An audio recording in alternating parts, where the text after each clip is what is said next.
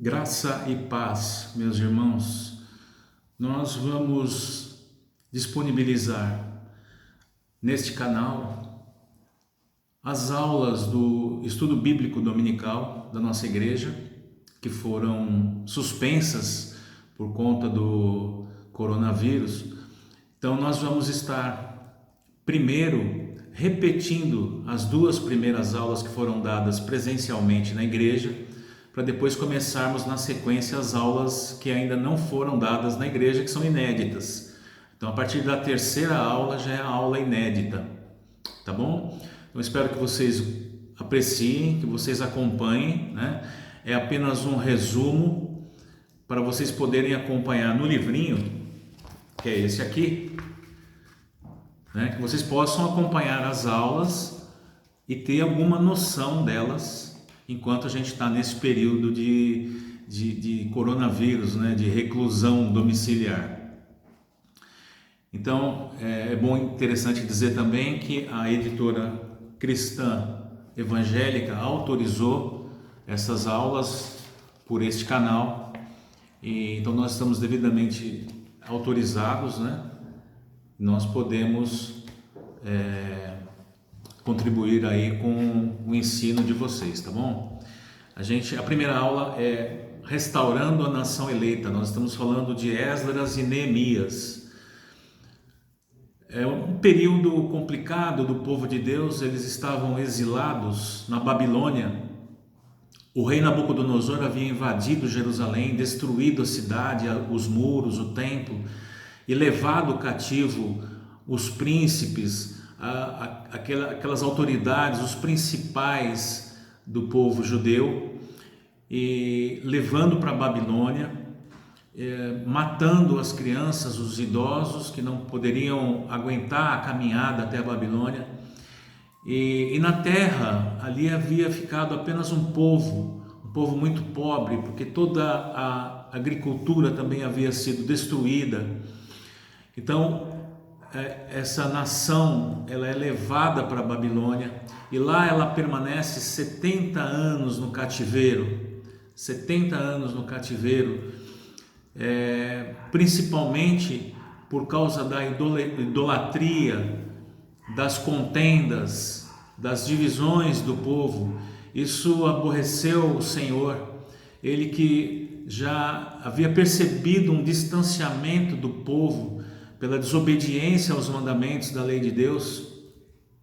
Ele que o próprio Deus já havia alertado vários profetas a dizerem ao povo que se arrependessem, que voltassem a Deus, que voltassem a cumprir a lei mosaica. E o povo não se arrependeu. O povo desobediente continuou fazendo práticas maldosas, horríveis, e isso fez com que o Senhor cumprisse a sua terrível promessa do cativeiro babilônico. O reino do norte já havia sido exilado na Assíria, as 10 tribos já tinham sido levadas para a Assíria, e Nabucodonosor invade então a Jerusalém e leva cativo o povo por 70 anos. Lá o povo judeu, ele tem diversas experiências negativas e positivas. Por 70 anos o povo judeu vai ali estar sentindo falta do templo, do seu local de culto, onde ele tinha liberdade para cultuar o seu Deus, fazer os seus sacrifícios. O povo é levado e o templo é destruído. Então ali eles choram, eles se lamentam porque não tem mais o local de culto. É uma experiência negativa também, porque as famílias são dispersas. As tribos que já estavam, as 10 tribos do norte que já estavam dispersas na Assíria, já estavam em cativeiro, na verdade agora são levadas mais as outras 2 tribos que ficavam em Jerusalém. E essas tribos são dispersas.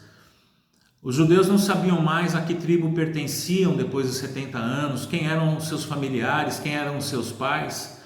Alguns até tinham nascido em cativeiro, não conheciam a sua ascendência judaica. Então isso cria uma crise de identidade nos judeus. Os judeus não sabem mais quem eles são. Em contrapartida, algumas experiências positivas também são adquiridas lá na Babilônia. O povo, ele se arrepende. Ele lembra que da palavra de Deus não falha, que Deus já havia profetizado, já tinha dado a palavra profética aos seus profetas, de que se eles não se convertessem dos seus maus caminhos, eles iam padecer no cativeiro. Então lá eles têm tempo para entender que Deus, a palavra de Deus não falha. A palavra de Deus não falha. Ele cumpre tudo aquilo que ele já havia dito. E é um aprendizado muito duro. E existe uma disseminação religiosa também.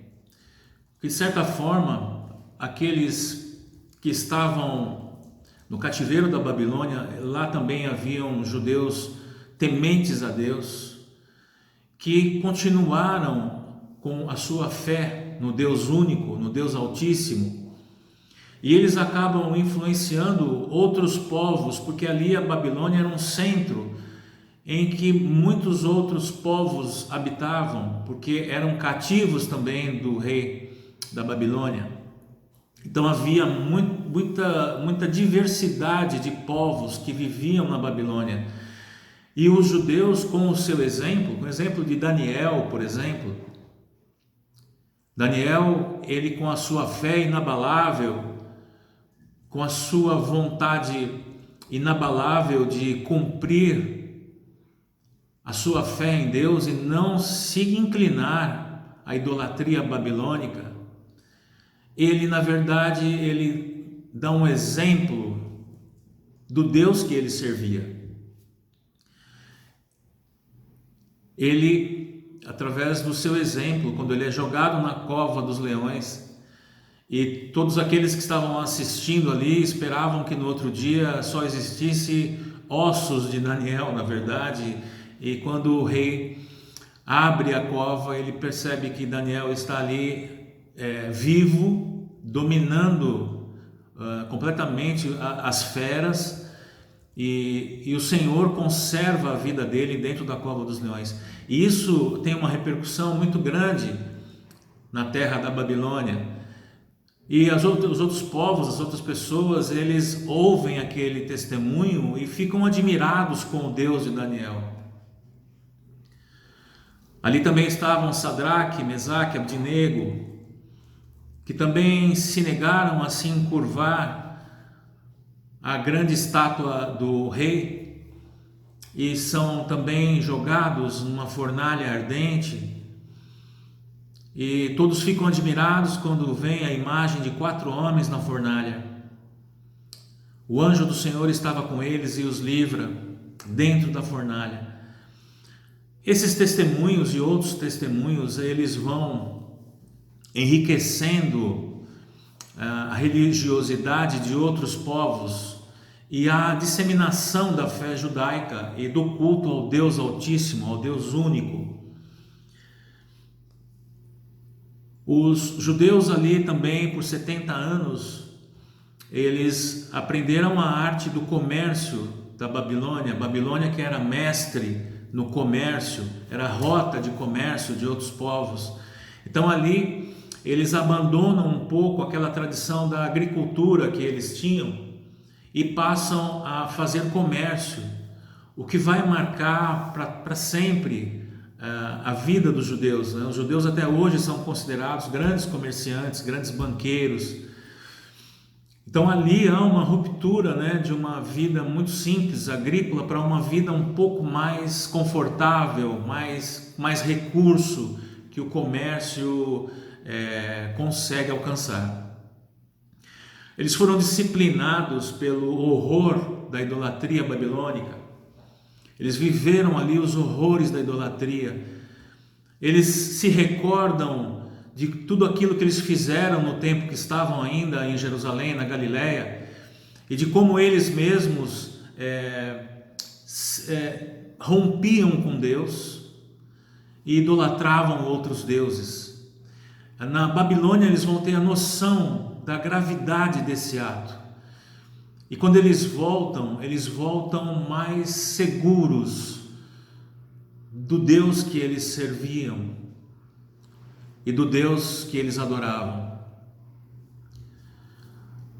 A Bíblia fala que em Esdras diz que o rei Ciro, que havia tomado a Babilônia, que havia entrado na Babilônia, tomado o reino da Babilônia, o rei Ciro, ele é inspirado por Deus, né? Ciro, que era um gentio, ele não era judeu, ele quase se torna profeta gentil de Deus, porque Deus vai falar para ele para libertar o povo que está cativo. E Ciro, ele cumpre a palavra de Deus com temor.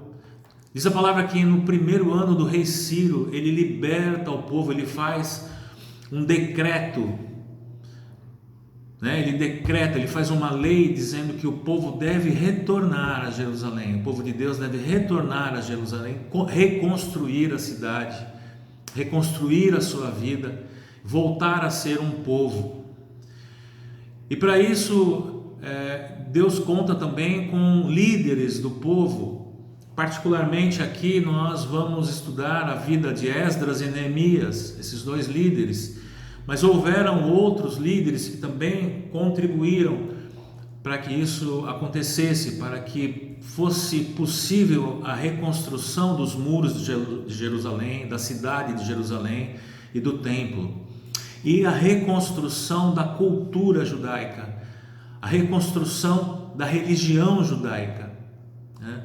Então ele levanta Esdras e Neemias, mas levanta também Zorobabel, levanta outros líderes também que vão ajudar o povo de Deus nessa reconstrução. O exílio de forma nenhuma significou o abandono de Deus, mas foi sim uma dura lição ao povo, para que ele se recordasse das coisas de Deus, das promessas que Deus tinha na vida deles e dos mandamentos de Deus que haviam de ser cumpridos para que essa promessa fosse alcançada.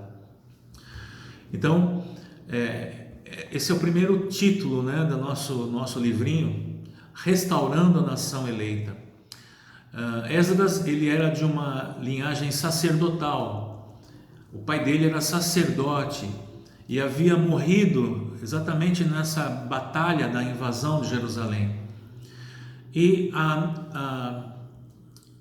o que ele vai se preocupar em fazer é a reconstrução do templo e da religião judaica. Ele vai ensinar o povo novamente a palavra de Deus. E ele vai passar por escrito a palavra de Deus, o Pentateuco. Ele vai copiar, né, num papel, ele vai fazer os escritos novamente para que pudesse ser lido quando o templo fosse restaurado.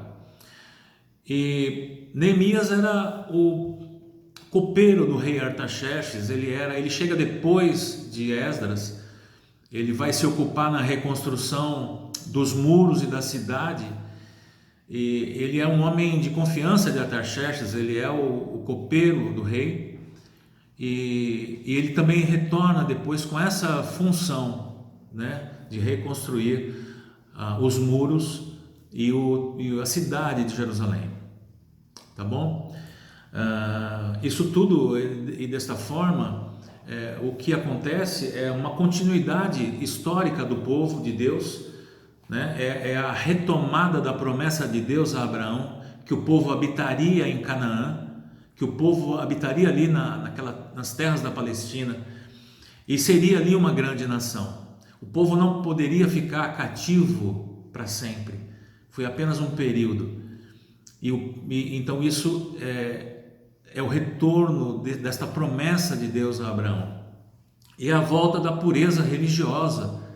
O povo que havia se contaminado com outros deuses, outras religiões, né?